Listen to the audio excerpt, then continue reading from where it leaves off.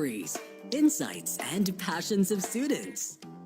Let's embark on this incredible journey together where we will be educated and inspired through students' voice here on Student Talk Radio.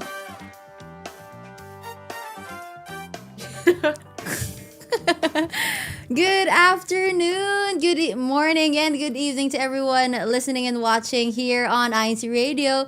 You're now tuning in to Student Talk Radio. Ayan, today is already April 19 of 2025. It is already kalagitnaan na agad ng buwan. Grabe, ang bilis ng panahon.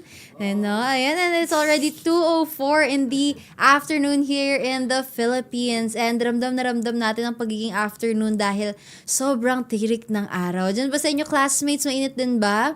Feeling ko sa iba't ibang bahagi ng Pilipinas talagang mainit, no? Wala na atang malamig ngayon. Hindi pa ako nagpapakilala. Ako nga pala ang inyong bubbly, smiley Ate Casey mula sa College of Business Administration, lokal ng nagkaisang 9 distrito ng Quezon City. And syempre, hindi ako nag-iisa ngayon dahil meron tayong kasamang napakaganda, napakagaling, napakatalino. Ayan. Magpapakilala na siya. Grabe, parang pang INCRadio Kids Corner. Hello, classmates. It's me again, your Ate Yana. Ayan, it's good to be back after a long time of being behind the camera. Hello po sa inyong lahat. Ayun po. Kami po ang Ate Yana from lokal ng Bagabantay Distrito ng Central, and we hope to be with you po until 3 in the afternoon. And Ate Casey, saan ba tayo mapapakinggan, mapapanood at masusubaybayan? Ayan, tune in po kayo sa INCRadio DZM 954 kHz AM station, CEBSI Incorporated sa Facebook, and also subscribe po kayo sa INCRadio DZM 954 on YouTube. Also, comment nyo po yung inyong mga insights and suggestions, maybe, and also your ideas para ma-shoutout po namin kayo later. And please, don't forget to follow Facebook and Instagram accounts ng INCRadio. Ayan, makikita nyo doon si Ate Casey. Yes. Huwag natin paalala sa kanila yung natin yan. Baka masyad sila mag-expect sa atin. Ayan. So, dahil narinig nyo na kung saan tayo papakinggan, ngayon ay pinapakinggan nyo na kami, diba? Ayan. Yung topic natin yung classmates, no, napakaganda. Dahil syempre, pinrepare ng ating napakagandang producer.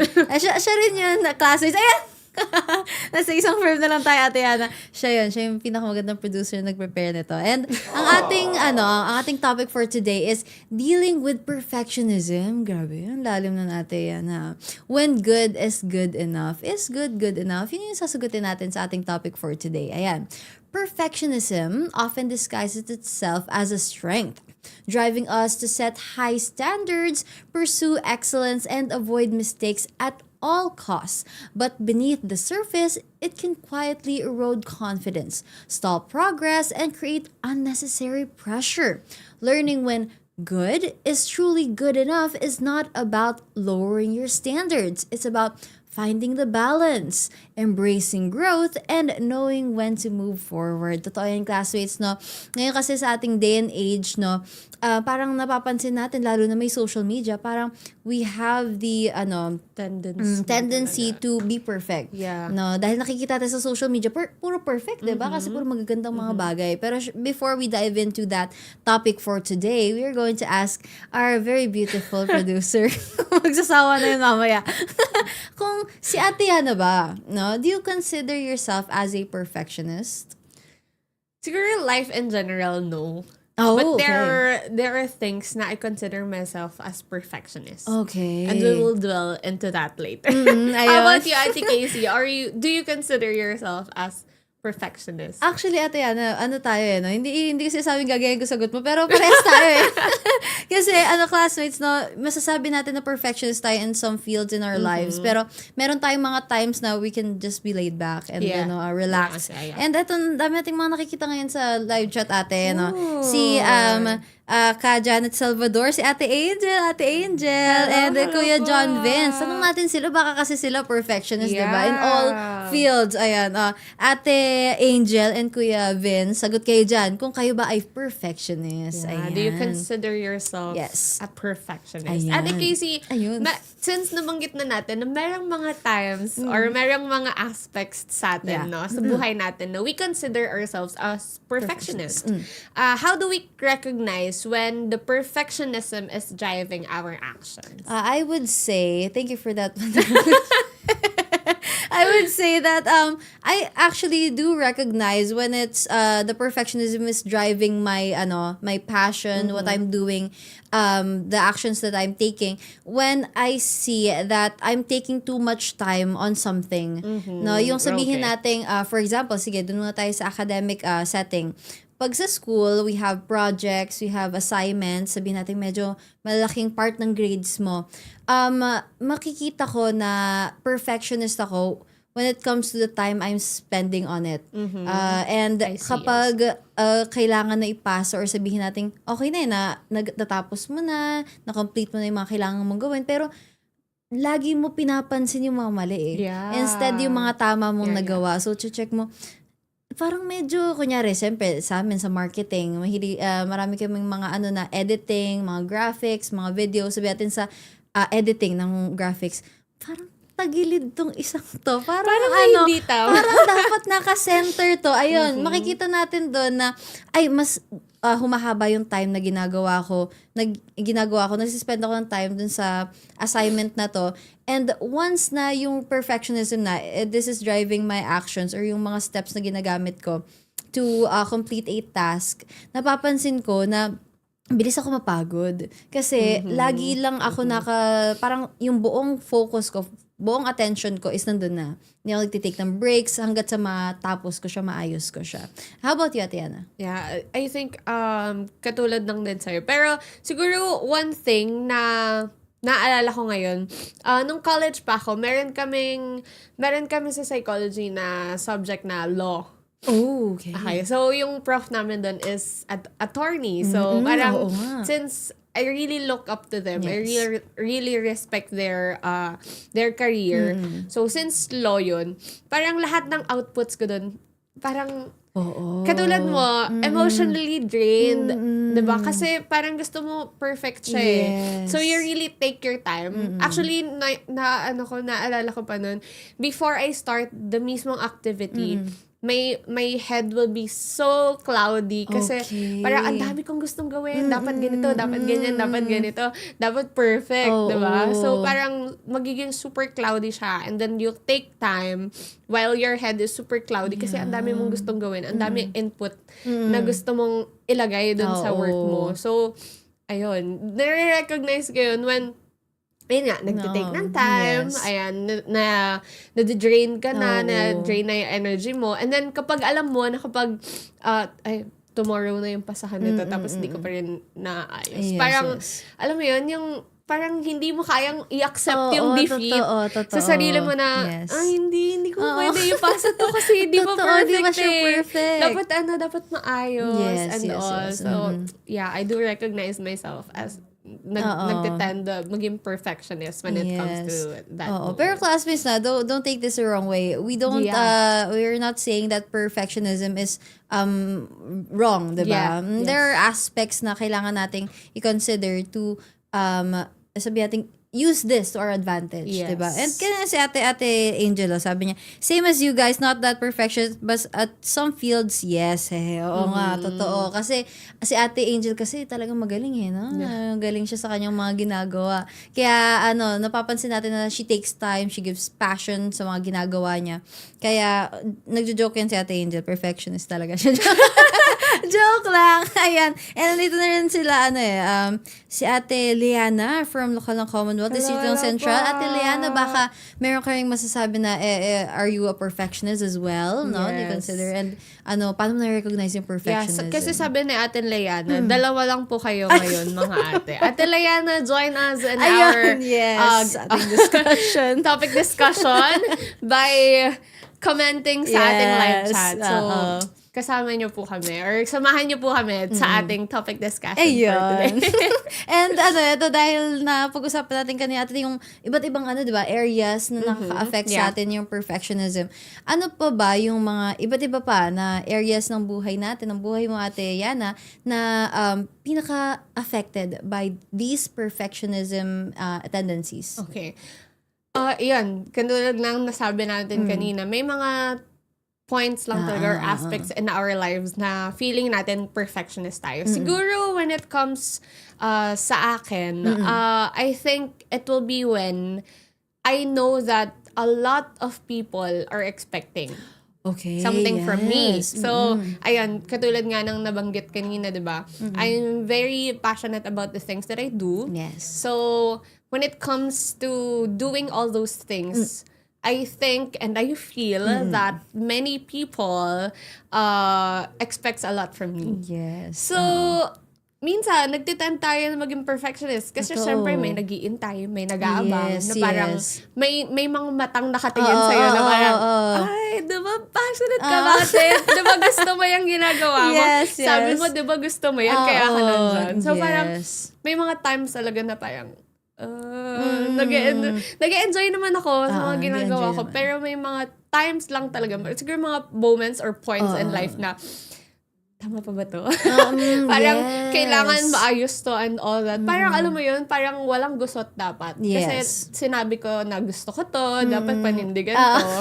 Something like that. So, how about you, Ate Casey? Feeling ko nakaka-relate yung mga classmates natin. Kasi syempre, diba, tayo pinili natin yung mga course natin na sinabi natin, ay, magaling tayo dito kaya ito yung pinili natin. Kaya parang dapat ina-expect ng lahat sa atin na, ay, gagawin mo siya to your very best. Hindi lang to your very best, to the perfect, no? Yung magiging perfect na Ayan, sabi ni, Ate Angel, ano naman yan, Ate Casey? Totoo yun di ba, Ate Yana? Nag-agree ka dun, Ate Yana, di ba? Ayan, and ayan, si Kuya Bebs, greetings po, happy Saturday, STR Day. Kuya Bebs, sumagot ka rin, oo. Are you a perfectionist? Ayan, si Ate Jayco, Kuya Jayco. Hello po. Hindi kasi binabasa ko yung sinasabi ni Kuya Jayco dahil ang ganda naman ni Ate Yana. Ano yung meron ngayon sa STR? Ay, hindi. Classmates, lagi. Kunwari lang si Ate Yana na ngayon. Okay, next question. Ayan, and sabi ni Ate Angel, true ka dan, Kuya Jacob, I say, blooming answer, Yana. Sige na. Very blooming Next kasi. question na po tayo. Ayan, and sa akin pala, nalimutan ko yung siyato mo sa akin, Ate Yana. Yung mga ikaw areas naman, sa akin, sa tingin ko, academic-wise, since birth, hindi naman since birth. since nursery classmates, talagang sanay ako na nasa top of the class. So, everything I do, subtle flex lang classmates. Hindi, Subtle flex. alam ko marami sa ating nakaka-relate doon na since childhood, no, nasanay tayo na matataas yung grades natin, na lahat ng pinaproduce nating output is super duper, sabi natin, flawless, gano'n. Sa mata natin dati, syempre, di ba? And till now, yes, na nakukuha ko yung mga ganong kong mga ginagawa. For example, gagawa ko essay, tapos sobrang tagal kong gumawa. Dahil parang feeling ko, ay parang kulang tong body, kulang tong Kaya, nadadala ko siya till now sa academic life ko. Pero, I would say na medyo, ako ngayon, medyo laid back when it comes to my academics kasi na-enjoy ko yung ginagawa ko. Dahil that's sa marketing kasi talagang lahat ng passion ko pinagsama-sama sa isang course. Yung editing, yung pag-business, lahat-lahat, pagsasalita. And kasi diba, you have your organization. Ayun. Kaya sa organizations ng classmates, talagang na-i-improve pero mas lalong nagagamit natin yung mga natin. And kaya mas naging relax, diba? Pero isa pa sa areas ng buhay ko na sabi natin mga perfectionist tendencies, yung personal life ko. And lalo na syempre sa business. So sa akin, gusto ko, kunyari, mahilig kasi ako magsulat ng mga tula, mga ganon. Oo, gusto kong perfect yung mga pinaproduce ko na sabi natin, yung mga literary na writings, no? Talagang check mo siya ng sobrang check mo siya. Yung grammar okay bawat linya i-check mo. Kaya I would say na may mga times na ganon, no, yung mga areas sa tingin ko. And syempre, yung sa business naman, syempre talagang pagdating sa business, kailangan yung focus mo, yung passion mo talaga, pinapagana mo talaga, di ba? Kaya feeling ko, perfectionist ako in some ways, pero hindi naman yung super duper affected by it. Ayan. Pero, ano kasi, sa buhay kasi, no, Ate Yana, lagi tayong, kaya tayo may perfectionist tendencies kasi nababagabag tayo ng sinasabing kapag hindi natin nakuha yung just right. Oh, okay. 'Di ba? Yung kasi merong hindi tama, may tama, tapos meron yung sakto lang. 'Di ba? Ano sinasabi ko? Alam mo, actually, naghihintay ako ng punchline. Nag-iisip din ako ng joke. Naghihintay ako ng punchline. Kala ko, meron ako magagawa on the way. Ayun. Wala pala. Ayun, so Ate Yana, ano ba yung, may mga fears kasi tayo na maaring, parang iniisip natin na maaring mangyari pag hindi perfect yung ginagawa natin, na hindi siya tamang-tama lang for us, no? Ano ba sa tingin mo, Ate, yung fears na yun or yun yung kinakatakutan mo na mangyari if hindi natin nagawa yung mga bagay na just right or perfect? Okay. Siguro yung mga kinakatakutan ko, one, is to disappoint people. Oo, yun. Naisip ko rin kasi sinabi ni Ate Ana yung kanina. Yeah, is to disappoint people. Because katulad nga ng nasabi ko kanina, a lot of people expect something from me or something from us because we, parang we decided to take this path or this path, diba? So parang, poetically, pinaglaban natin yung mga courses natin. Kumbaga, diba? Lalo na dun sa mga, siguro gusto ng parents nila ganito, pero gusto nila ganito. So, kailangan, parang, pinaglaban nila at some point. Yes. And then, if you want do something just right, diba? Parang ano siya, automatic disappoint. Yes. Madidisappoint mo yung people around you or your environment and especially your parents. So, siguro that's the major thing that I'm scared about, to disappoint people. Yes. Not because I please them. Mayroon tayo nagkakaiba. People pleaser kasi not because I please them, but yung siguro kasi malungkot lang ako, baka ma-disappoint sila, ganyan. Yes. But at some point kasi, may mga nabasa ko or napapakinggan ako. I do love listening to podcasts. So, natutunan ko, actually, I was like you, or I was like any other college students nung college pa ako, diba? Na parang, kapag hindi niya to nagustuhan, ano bang dapat kong gawin? Kapag may na-disappoint akong tao, ano bang kailangan kong gawin? So, at some point, I think normal lang na we become the people pleasers that we are. Yes. So, parang nature na siguro ng mga tao na feeling ko. na parang, syempre, gusto mong matuwa sila sa'yo. Yes. Gusto mong ma-please sila, ganyan, at some point. Pero siguro pag tumatanda, kala mo naman, ilang taon na siya sana. Pero, ayun, at some point, marirealize mo din that you cannot please everyone. Yes, you cannot please everyone. And you are allowed to do failures. Yes. And, ayun nga, katulad ng mga napapanood ko, yung failures, as long as matututo ka dun, and you will take it, all through your life. Totoo. And the lessons that you will learn. Yes. Diba? But, ayun, yung siguro pinaka-afraid lang is to disappoint people just because hindi ko nagawa yung dapat kong gawin. That's why I tend to be perfectionist at some point. So. Sa akin naman, Ate Yana, na ano rin kasi sa isip ko yung disappointing other people no? Kasi sa akin din, no, as a textbook people pleaser, may talaga gusto ko lahat na nakapaligid sa akin masaya, no, because of the things that I do. Sa akin naman ngayon, ang pinaka-afraid naman ako above all is yung ma-disappoint ko yung sarili ko. Kasi sa totoo lang, that's nice. Not other people but yourself. Yes, kasi sa totoo lang, classmates, since bata ako, diba, sinasabi ko naman na, ayun yan, sa top of the class. Pero classmates, hindi ako talagang pressured ng family ko, ng pamilya ko. Hindi nila sinasabi na, ay, dapat lagi kang tapon, lagi ka, Hindi nila ako pinapressure na gano'n. Ang mahirap naman, dahil di ako pinapressure, ako naman yung kuha ng pressure. So, I like... Parang naka-guilty na siya within. Yes. I like proving to myself that I can do it, that I can be perfect. And when it comes to that moment na, ay, shucks, nagkamali ako, hindi pala tama yung ginawa ko na meron akong something wrong na ginawa dun sa aking output, ang bigat sa loob. Kasi parang, this is not my capability. My capability does not end here. So why did this go wrong? So parang ganun na, ang hirap isipin na out of everyone that you please, the only person that you're not pleasing is yourself. Yeah. Yan yung pinakamay. Quotable Kaya sabi ko kay Ate Yana, ayoko magsalita. Iyak ako. Ayun, kaya talaga, no, classmates, it's important na yung improve yourself, pero do not pressure yourself na yung improvement mo naman is, sabihin natin, out of bounds or out of the yung kaya natin, diba? Be realistic. No, wag itong Baka manood sa masyadong akin. pinupush yung sarili mo. Yes, to the oo. point na nahihirapan ka na or nagsasuffer na yung physical and emotional. Yes, dahil hindi mo marating yung sarili mo namang sinet sa sarili mo, Yeah. diba? Parang nagloloko lang tayo. Be gentle to yourself. Yes, oo. Ayan. Ate Casey, meron bang mga times na, di ba, katulad ng nasabi natin kanina, there are times talaga na we delay something just because we think or we think nga na hindi pa siya perfect. Oo, totoo Hindi pa siya yun. dapat matapos. So, Yes. can you share with us a moment? Yung sabihin nating moment na yung mga sinasabi ko nga kanina, yung mga task, mga output na Gano'ng titignan katagal? mo. Ayun, Gano'n mo katagal sa tititigan sa laptop mo? Huwag naman sana yung isang araw, di ba? Pero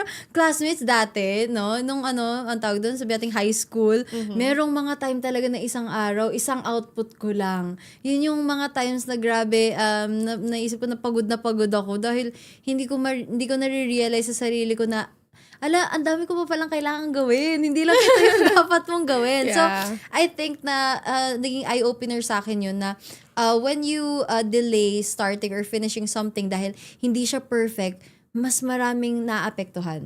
Mas marami kang mga bagay na hindi mo bibigay yung best mo dahil nag-focus ka lang on only one thing. Na lalo na ngayon sa academic life natin, no, subjects natin 9, 10, 'di ba? Hindi lang naman Ang dami.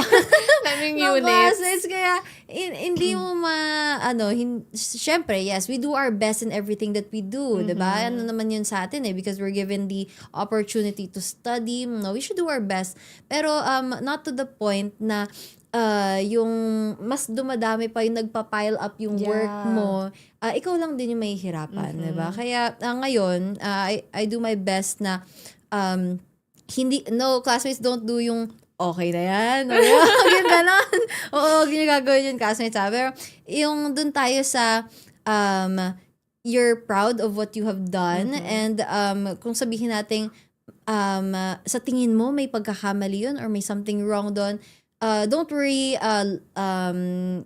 we're bound to make mistakes, no? Yes. Yun nga, sinasabi natin, It's nobody's okay to make perfect. mistakes. Yes, it's okay to make mistakes kasi doon tayo natututo eh. Sa next time, yung mistake na yun, hindi na mauulit yun. Kasi natuto ka na. And hindi ka na ma-delay, hindi ka na sa paggawa mo sa susunod. Ayan, ikaw Ate Yana, how often do you delay or starting or finishing something dahil hindi pa perfect? Ako siguro, one thing na naalala ko dito is, ayun nga, di ba, I'm on my first year of my working or maybe career, professional, Career. something. Totoong career classes. Totoong career na siya.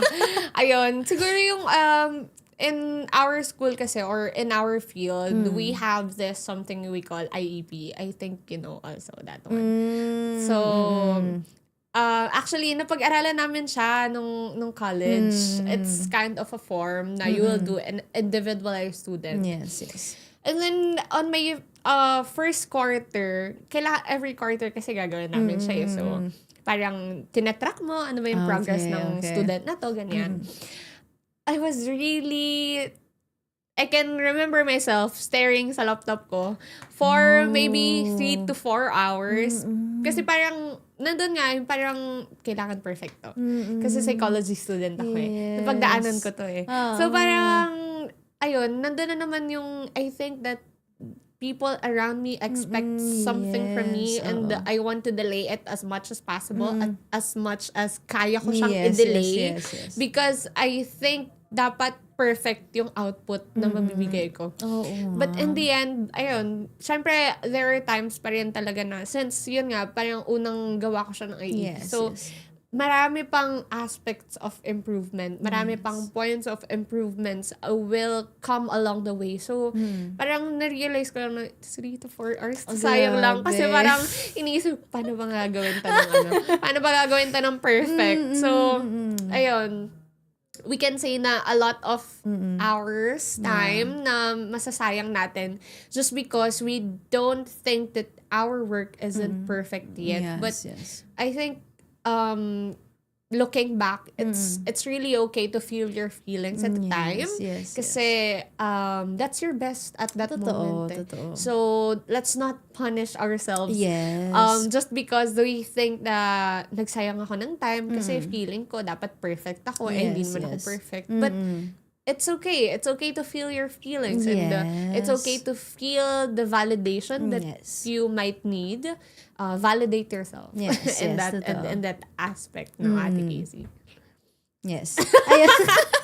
Oo, So, kasi, ito naman, since we already validated ourselves na Yes, yes. wasting time, oo, delaying tactics yes, yes. on starting or finishing the Yes. task that we don't think that is not perfect yet. Oo.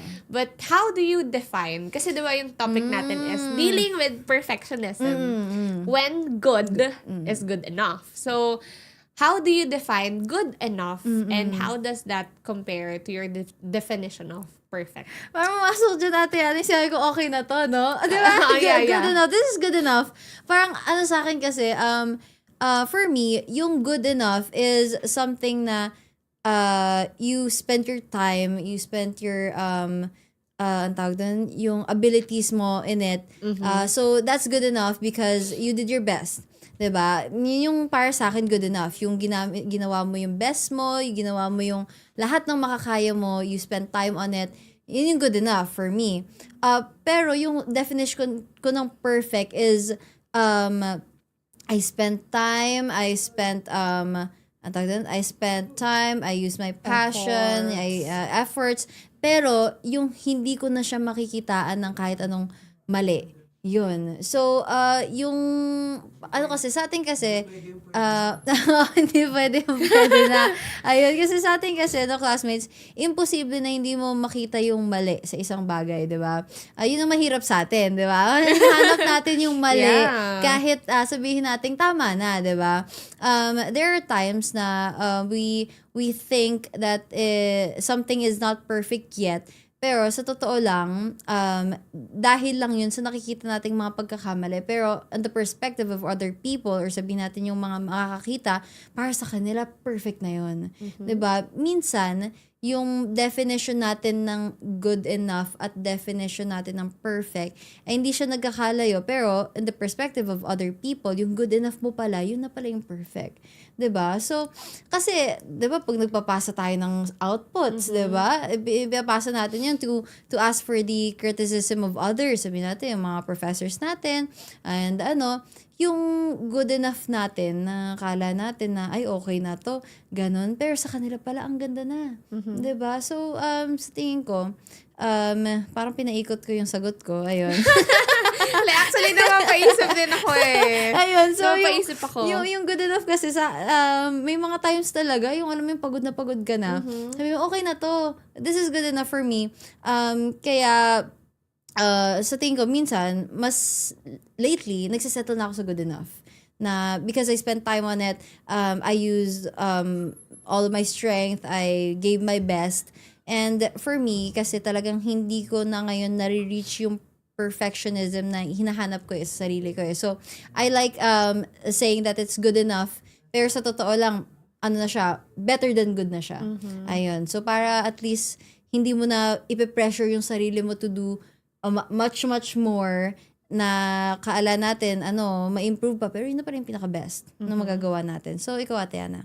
Okay, napaisip din ako nun sa sagot ni Casey. But siguro, I will define my good enough and perfect.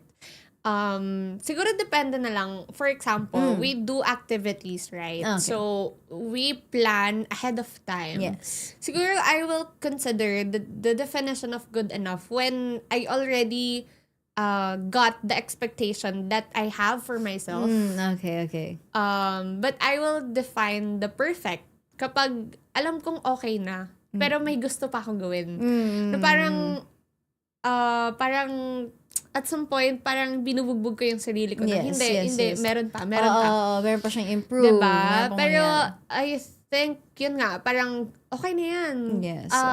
Nabuhos mo na yung efforts mo, nabuhos mo na yung, let's say, yung time, yung knowledge mo about it. Pero, when you keep on pushing yourself to give perfect. more, that's when the time you have the perfectionism tendencies. Yes. So, ayun. Actually, there's a thin line between defining good enough and perfect. Totoo. So, to which is to its own. Yes.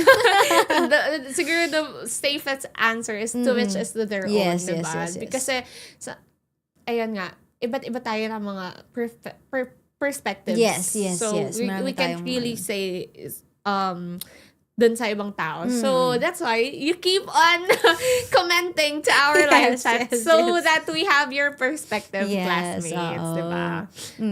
And Ate Yana, kasi kanina pa natin pinag-uusapan yung, yung letting go of perfectionism, diba? Yung, kasi syempre, sinasabi natin na mahirap yung maging perfect, diba? So, can you think of a time na yung kung kailan ni-let go mo yung perfectionism, mas naging better pa yung outcome niya?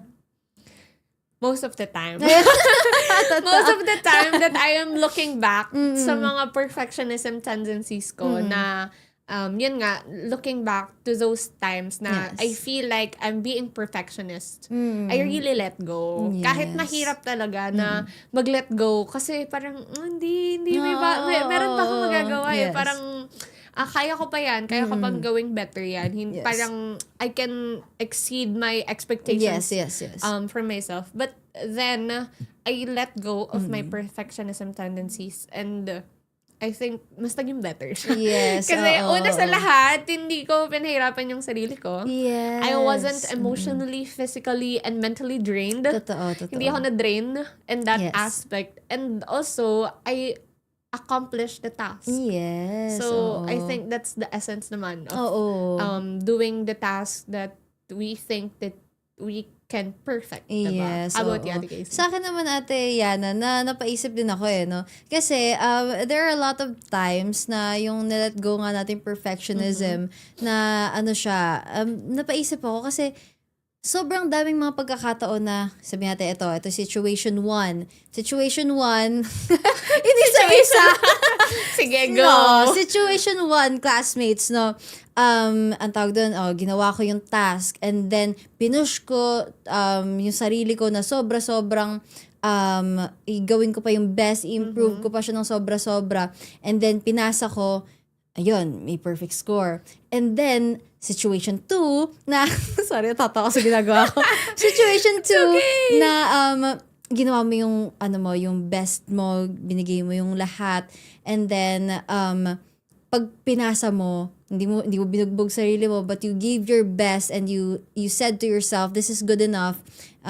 This is what I'm capable of. Pinasa mo, perfect pa rin. Diba? So, parehas lang yung outcome niya. Hindi natin siya naiisip sa mismong process, pero the results is the same. Ang pagkakaiba lang, pag binugbog mo yung sarili mo, at the end, diba, parang yung 100% na grade na yun, parang hindi pa enough para sa'yo. Yeah. Kasi, hindi parang paikot-ikot lang yung cycle na naisip natin na was that worth it? Was the continuing to push yourself to your limit worth it? Na pag pala ito yung ginawa ko, ganun din pala yung kakalabasan. So, isipin natin yung lagi, no, classmates? Kaya, feeling ko, ang ganda ng topic natin. Ang ganda ng topic natin ngayon. Hindi na natin namalayan yung oras. Yes.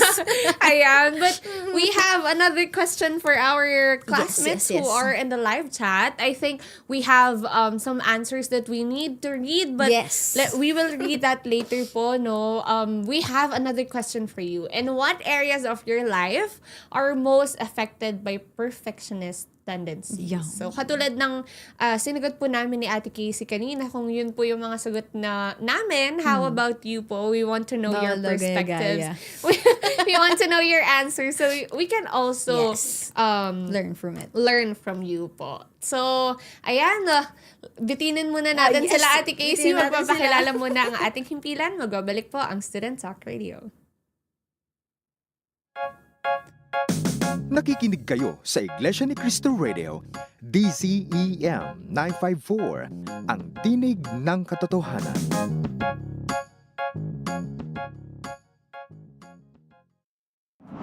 Flavors of the North!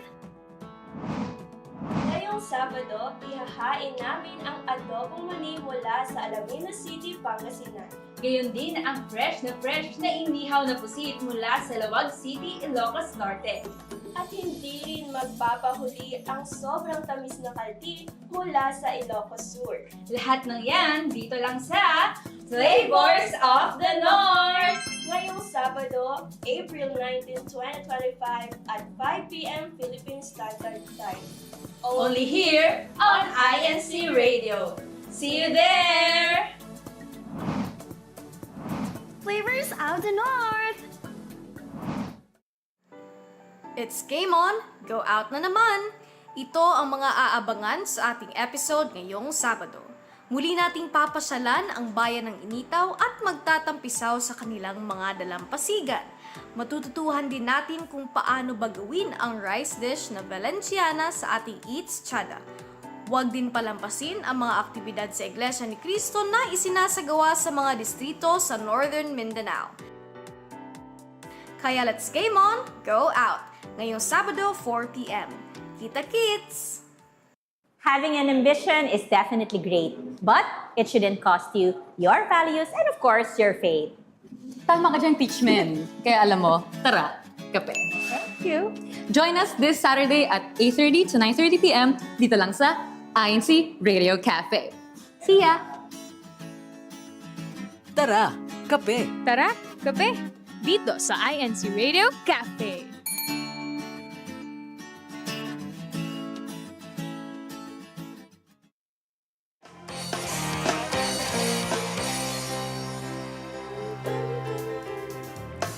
Game! Welcome back, classmates. You're still tuning in here at Student Talk Radio. It's already 2:41 in the afternoon. 2:41 na, Ate Casey. Ay, grabe. Ang bilis natin. Ang bilis ng oras natin, no? But, hello po sa ating mga kasama sa ating live chat. Ayan, Yan. may sagot si Kuya Bibs. Sabi ni Ayun. Kuya Bibs, for me, good enough. Satisfies compliance only. Perfect. Okay. On the other hand, is the culmination of your 100% giving more than what expected in a Oh, in good fairness, way. baliktad naman si Kuya Bibs, no? Ang sa kanya, yung perfect yung maganda, no? Ibig sabihin talagang yun yung, To ano, which dapat... is to its own yes, talaga. oo. Thank you dyan, Kuya Bibs, sa yung ano. Yan. Thank you so much for your insight, Kuya Bibs. And also, sabi ni Ate Leana, I am a perfectionist talaga, ate, kasi I have OCD. Okay. We understand and we feel you, Ate Leana, no? Thank you for your insight. And nandyan din po si kapatid na Dan Eduardo Siriano. Hello po, Kuya Ayun. Dan. Ayan. Ang mga masisiglang kadiwa sa lokal ng Bago Bantay. Hello po. And sabi naman ni Ate Angel May Yun. Suleman, kusa na talagang magiging perfect yung outcome when you're passionate Aw, and you love what yes, you're actually. doing. That's nice. That's a nice Yes, perspective. oo. No? Ayan. Sabi ni Ate Angel ulit, fears, second... Oh, no. Oh, no. Kaya kahit na may takot, possible pa rin mauna at magtagumpay. Okay, ate. Sana walang drop. Sana hindi Hindi na natuwa dinagdag si yung Ate Casey. Pero ayan, sabi naman po ni Mark Nicolas, happy watching po. Greetings hello, from the Mark. program. Nagagabayang kabataan. Yum. Hello, Ate Casey. Hello Grabe, po, nakarating na dito Mark. ibang program. Opo. Ayan. Ayan. Sabi naman ni... Ayan, ni ka Joy Maris Flores mula sa Cabanatuan City. Happy Saturday afternoon po. Hello po. Nandito hello rin po. si, as a medicine student, yung pagiging perfectionist ko ay lumalabas in my clinical practice. Wow. Everything needs to be perfect to save other people's lives. Yes. Yun doon natin makikita na, oo, talagang napakaraming mga fields na dapat perfect talaga tayo. No? We have no room sabi for natin ano. kanina, diba, Ate Casey? May oo. mga times talaga na we can laid back. Yes. But there are times talaga na we can't. We Yes. have to be perfect. Yes. Yun. I feel you, ate, ano ba siya? Ate medicine ba siya? student.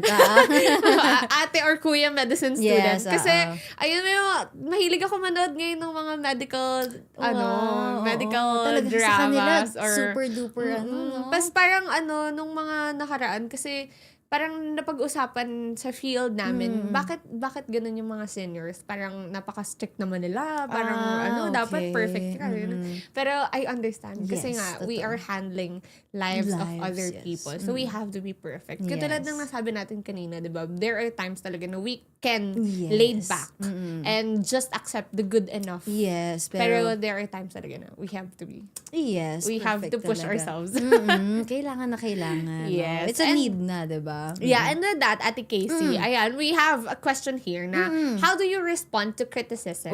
Even, or especially when it's constructive? Actually, classmates, I love constructive criticism. I think everyone loves constructive criticism, di ba? Kasi dun tayo sa negative criticism na di ba? Destructive criticism na the down. Pero when it comes to constructive criticism, super appreciative ko. Yeah. Gustong-gusto ko na kini-criticize ako in the things that I do because every time na you hear different outputs, different perspectives on the things that you do, it broadens your knowledge. It broadens your understanding na talagang we always have room for improvement. We're never perfect in our sa mga bagay na ginagawa natin. Ibig sabihin, lagi tayong may improve pa, 'di ba? Kaya gustong-gusto ko yung mga people that tells me the truth, lalo sa mga ginagawa. Kahit proud ako, sabi natin sa mga editing, mga ginagawa kong edits, graphics. I love it when they give their own output, no? Kasi hindi natin minsan napapansin, kasi classmates, believe it or not, when we're doing something or pag ginagawa natin isang bagay, hindi natin makikita yung mali. Di ba? Baliktad sa sinasabi natin kanina. Dahil super proud mo sa ginawa mo. When you are enjoying the things that you do. Oo. Hindi mo mapapansin na may mga mistakes ka nagagawa, di ba? Pero, that's when the constructive criticism from your friends, your family comes in. Yeah. And you have to be appreciative. Kasi when you take it the wrong way, they might not criticize you anymore. Yeah. Kasi actually yung criticism, it's one way of caring, diba? Yeah. Kaya ayun yung para sa akin, Atiana. Yeah, and for me naman, siguro, let's not be hypocrites. There are times talaga na even it's a constructive criticism, at some point talaga na masasabi ka, ay, nga no, bakit hindi ko nakita yun? Totoo. Parang, there's a point in accepting constructive criticisms that you will get sad. But we understand that their constructive criticisms or their opinions is coming from the place of love. Yes, diba? They love us. They care for us. That's why they say these things to us. Totoo. Na parang ano lang siya, top lang. Yes, na parang, uy. Parang ganon. So, ayun, siguro, as for me, ano nga yung question natin? Ayan. Respond to criticism. Yeah, how do I respond? Ayun, katulad mo, Ate Casey, I love accepting constructive. Please, constructive. Constructive criticism. Please. And also, the gentle reminders. Yes. Actually, in our field, we call it gentle reminders. Kasi parang, the criticism, medyo siya. Siguro, may negative connotation. Yes. Yeah.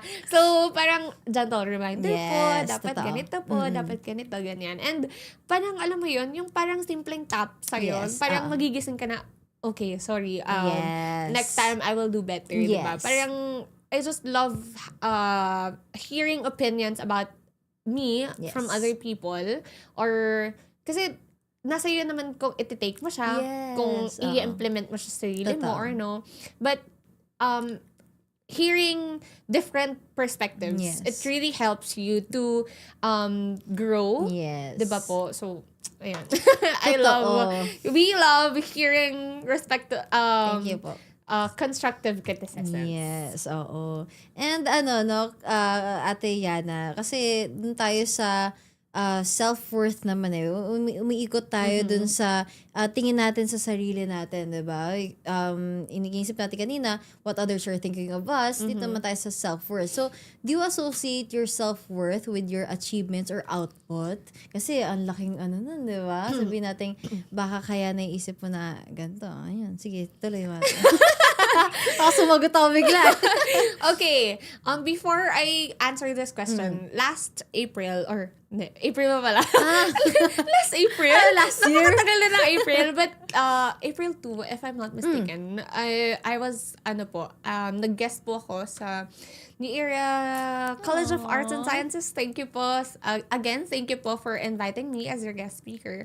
So, the topic was about confidence. How to, parang eliminating your confidence within. So, parang how to be confident within you. So, parang it kind of connects to this question, like self-worth. Yes. So, do I associate my self-worth with my achievements or my outputs? Let's not be hypocrites. That sometimes we think that we are not that worthy if we don't have so much achievements or like creative outputs or siguro yung mga outputs natin in life. But self-worth siguro, let's say madadagdagan if you have achievements. But hindi kasi natin may instill agad sa mga tao or to other people na, no, you are worthy. Oo, totoo. Parang, pag sinabi mong sad ako, pag sinabi kong, wag na. No. But hindi ba? Parang hindi siya automatic na hindi ka na magiging sad. So, it's, in a way na hindi automatic na we can instill the worth of people to them. Yes. So, siguro, napapag-aralan siya. Siguro, it comes from self-love.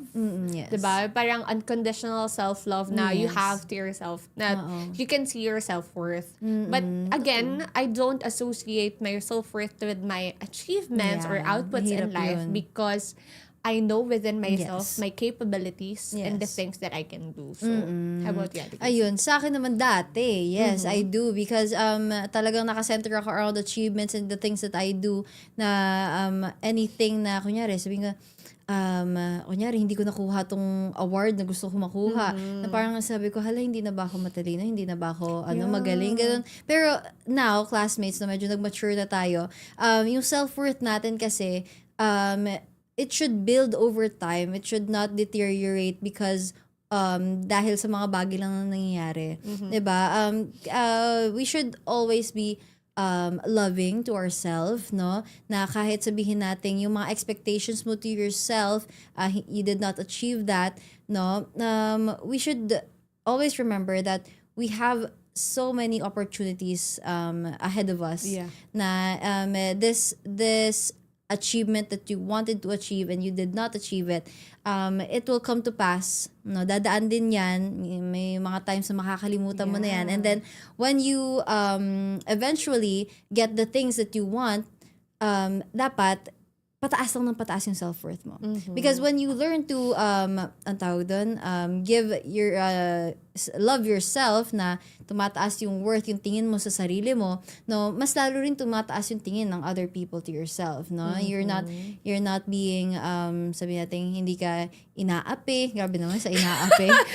Because mataas yung tingin mo sa sarili mo, pero not too much, no? Hindi naman yung sobrang because you have so many achievements, your outputs are good, your outputs are better than the rest, na yung sobrang taas naman ng self-worth mo. Yun naman yung nasa opposite sides tayo ng sabi natin of the scale, no? Doon tayo sa gitna, no? We should love ourselves without ang tawag doon, binababa yung other people.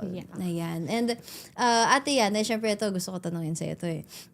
Kasi parang hindi ko pa iniintay yung chance na tanungin siya sa akin. Yes. Kasi ano ba ate yung magbabago na if you focus more on progress than perfection? Kasi alam ko na marami na si Ate Yana sabihin nating Diba? Mga achievements and Parang naman ako senior experiences. citizen talaga. Ako, ang daming experience. No? Ano ba yung magbabago pag yung sa atin? Siyempre, marami tayong mga classmates nakikinig ngayon na sabihin natin kung ngayon nakafocus sila sa perfection. No? What would happen if they focus more on the progress than perfection? Okay, focusing on progress rather than perfection. It really, parang change of, parang shift ng paradigm. So, we call it paradigm shift. So, paradigm shifting, parang binabago mo yung mindset mo. Okay. Na you will focus on progress rather than perfection. Kasi, when I think about it, when I focus on perfection, I focus on the output or the results agad. Without thinking, ano ba yung mga ways na dapat kong gawin to have this outcome that I set for myself. Totoo. But when we focus more on progress, parang step by step. Yes. Diba? Parang totoo. you trust yourself na, okay, I may have some faults, fallbacks on Yes. this one, but I trust the progress. I trust the process that I will make to have this output that I want to have. So parang focusing on progress, it really helps us not to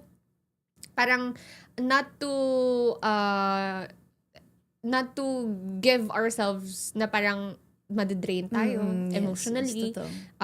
madidrain tayo mentally, Yes. physically, 'di ba? Trusting the progress or focusing on the progress helps us na magdahan-dahan, one step at a time, Yes. but not pushing ourselves too much. Yes. Kasi yung perfection, it really parang nabuburden tayo na dapat ganito agad, dapat ganito agad. Parang we want to take the ano man tawag doon, yung parang mga meron tayong tawag doon sa road.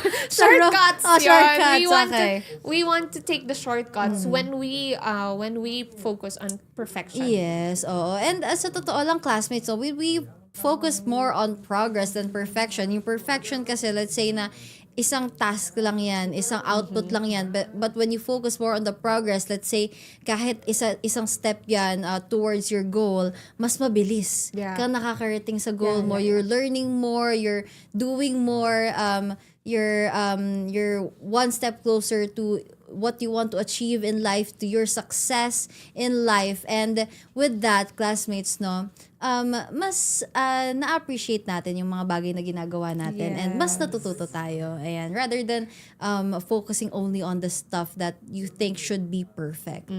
Ayan. Oh, ito last na before tayo matapos. Okay. Ito ate yan, last na. How would it feel to celebrate done over perfect just once? Just once daw kasi alam ko isang beses mo lang ginawa. How would it feel to celebrate done over perfect? Siguro, ano ba? Masaya siya sa feeling. Kapag Nakahingang katulad malalim. mo kanina, na parang, we just give it, na Yes. parang, okay, hindi ko na, huwag na ipilit na maging perfect ka. Okay na yan. Done na yan. Parang, masaya siya sa feeling na Yes. makakahinga ka na. Totoo. Ayan. And with that, classmates, grabe, ang ganda ng ating naging topic Yeah, and ngayon, also, no? hindi namin naubos yung questions. We don't have time anymore kasi ang daming insights. And also, thank you so much po sa mga classmates natin na nandyan, giving their insights also. Yes, and classmates, no, talaga na-open niyo yung eyes namin ni Ate Yana. Yeah. And lahat ng nakikinig ngayon na different perspectives matter because there are multiple sides of every story na nalalaman natin because of your own experiences. Thank you so much, classmates. And tutungo na tayo ngayon sa ating lesson of the day. Lesson of the day. Ayan. So, classmates, perfectionism often disguises itself as a noble pursuit of excellence, but in reality, it can keep us stuck in cycles of self-doubt, procrastination, and fear of failure. Today's lesson is to embrace the idea that good is good enough. Letting go of the need to be flawless doesn't mean lowering your standards. It means valuing progress over perfection, effort over outcome, and self-compassion over constant pressure. Sometimes, the most meaningful growth happens when we allow ourselves to be imperfect and keep moving forward anyway. As Christians, we are reminded that our worth is not based on our performance nor our abilities, but on God's grace. This is really true at the end because kanina na pag-uusapan natin on our capabilities, no? Yeah. Our race to be perfect, but in reality, no, we cannot be perfect, no, without God's help. Yes. No, we cannot give our best, yung mga abilities natin, lahat naman na nakuha nating skills, on our pursuit of knowledge, of our skills, is galing sa ating Panginoon Diyos. Kaya, lagi, wag tayo mga hawak sa sarili nating mga kapabilidad, mga abilities, kasi lahat yan ang galing sa ating Panginoon Diyos, at dapat lagi tayong aware na dapat tayong humingi ng tulong sa ating Panginoon Diyos. Yeah, Ate Ayan. Casey. And siguro, paulit-ulit na ako, lagi ko na lang to sinasabi, no? Yes. Na siguro, naririndi na rin kayo. But yeah, again and again and again, until the very end of our lives, siguro ang sasabihin ko ay, hindi dahil sa magaling, kundi dahil sa magaling. Yes. Dahil siya naman po ang nagbibigay ng kakayahan at lahat ng katangian na ating kinakailangan. So, hindi tayo mga hawak dapat sa sarili nating kakayahan. Totoo, ayan. Ayun. And Ate Yana, baka meron mga final shoutouts? Okay, greetings po to all of the Kadiwa officers and PNK officers sa lahat ng mga may tungkulin sa lokal ng Bagabantay Distrito ng Central. Hello, hello po sa inyong lahat. Especially to the sports committee ng Kadiwa family. Hello, hello po. And also to my daddy, to my mom, to my ate, to our sister, Ella, happy birthday. Ayan, nag-birthday siya yesterday. So, happy birthday po. To all of the Regosa and Poblete family, hello, hello po sa inyong lahat. Ayan. And ako naman, binabati ko po ang aking buong pamilya, Mommy, Daddy Lewis, MJ, and Lola Ma, Tita Karen, Tita John, Jacob, and Janjan. Ang aking magulang at ang aking pamilya ay nandyan sa Central Recreation Center dahil sa aktibidad na EVM Cup and Unity Games. Ayan. Kaya binabati ko na yung lahat ng mga may tungkulin sa distrito ng Quezon City na nandyan ngayon, naglalaro. And binabati po namin ang aming tagapangasiwa sa distrito, ang kapatid na Virgilio de Rosario Sr., aming katiwala sa kapisan ng pansambahayan ng Romeo Alcantara, ang Cadex Bautista at sa kanyang sambahayan, ka Lenny Sofia and Niel, si ka Dennis Centeno and ka Sally, ang aming pong pastor sa lokal, ang ka Albert Horada and sa kanyang sambahayan, ka Silver and Ate Ali. And syempre po, binabati ko rin po ang aking mga kaibigan, kikilala nyo na kayo, and ang aming pong professor na sumusubaybay sa amin yan, ang Ma'am Lorna Boy. Thank you so much po. Ma'am Lorna. Ayan. And also, we would like to greet all of our STR crews. Yes! Ayan. Hello po, Ate Angel, Kuya Yes. Jaycon, Kuya Vince, Kuya Bibbs. Yeah. Ayan, hello po sa inyong lahat. Si Ate Juliana, Yana, and Ate also Sophia. Ate Sophia. Ayan, thank you so much. Miss na namin kayo. Balik na kayo dito. Ayan. And syempre, classmates, this will not be possible without the help of our brother Angelo V. Malalo, President, CEO, and CFO Coordinator, our beloved brother Eduardo V. Malalo, our Executive Minister. We love you so much po, and thank you for giving us the opportunity to produce programs such as this. And syempre po, hindi po namin nakakalimutan na pasalamatan po ang Christian Cruz, ang aming executive producer dito sa Student Talk Hello, Radio. hello Sila po. Kuya Second Board, Kuya Henry, Thank you Kuya so Nico, much po, and si Kuya. Kuya Charles kanina. Ayan, si Kuya Dan na sa bakasyon natin. Ayan. Sa ating STR crew, binanggit na namin kanina. Miss namin kayo. Sa ating team live chat, sa ating viewers and listeners from all over the globe. Classmates, coming up next, ang ating INCRadio Bicol Region, Magayon na Kabikulan. Join us again next week. Let's be educated and inspired through students' voice here on Student Talk Radio!